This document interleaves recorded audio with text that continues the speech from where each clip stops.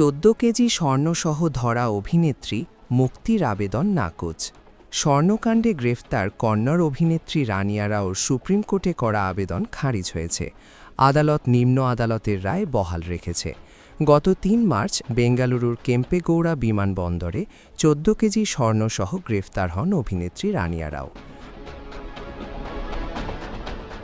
ওই সময় তার সঙ্গে ধরা পড়েন তরুণ কোন্ডারু রাজু, সাহিল জৈন।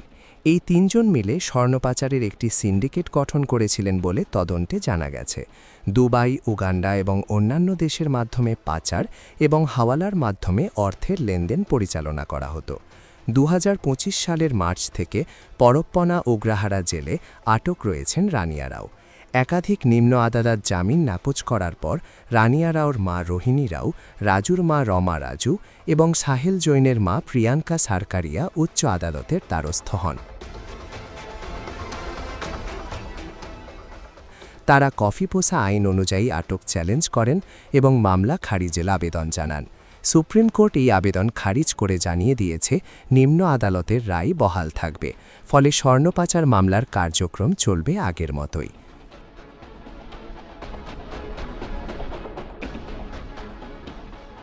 গ্রেফতারের সময় রানিয়া রাওর বাড়ি তল্লাশি করে উদ্ধার হয় নগদ 2.5 কোটি রুপি এবং প্রায় 2 কোটি রুপির স্বর্ণালঙ্কার।